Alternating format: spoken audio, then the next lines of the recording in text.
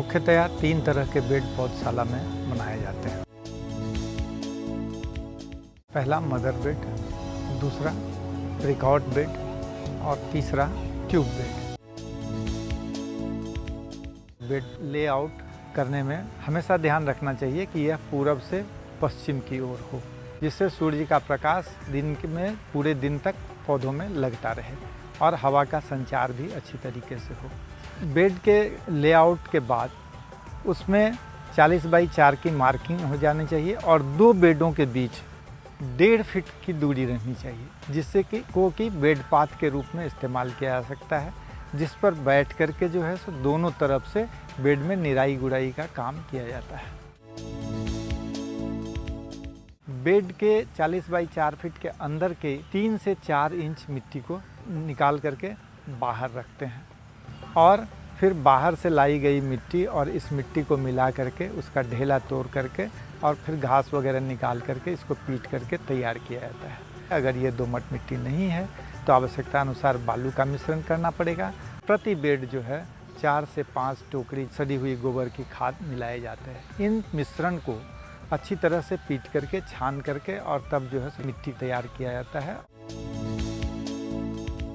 चले हुए बारीक छने हुए जो है सो मिश्रण को जमा करके उसमें गैमेक्सिन 5% या BSC 5% या अन्य कोई फफूंदनाशक पाउडर जो है इसमें मिलाया जाता है और में दीमक रोधी जो है चाहे तो इसी में मिला दिया जाता है थाइमेट को, या नहीं तो ट्यूब भराई के समय एक एक दाना थाइमेट, 2 दाना थाइमेट हर ट्यूब में डाला जाता है। मदर बेड की संरचना, मदर बेड में को सामान्यतया रेज्ड बेड के रूप में बनाया जाता है। रेज्ड बेड 40 बाई 4 फीट के जो सामान्य बेड हैं उसमें 4 बाई 4 के रेज्ड बेड बनाए जाते हैं। ये ज़मीन के सामान्य सतह से 5 से 6 इंच ऊंचे होते हैं। एक रेज्ड बेड से दूसरे रेज्ड बेड की दूरी 1 से 1.5 फीट कम से कम बीच में रखी जाती है। पौधशालाओं में मुख्यतया थैलियों में पौधे का उत्पादन होता है जो अलग अलग साइज़ का होता है। जैसे सामान्यतया 10 सेंटीमीटर गुने 20 सेंटीमीटर का साइज़ होता है। दूसरी साइज़ जो 20 सेंटीमीटर गुने 30 सेंटीमीटर जो बड़े आकार का होता है।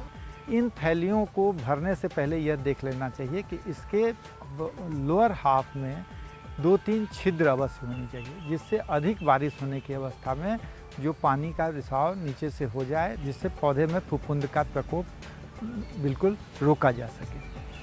भरते समय यह ध्यान रखना आवश्यक है कि जब आप भर रहे हों तो थोड़ी थोड़ी मिट्टी डालने के बाद हल्का हल्का उसको थपथपाते रहना चाहिए।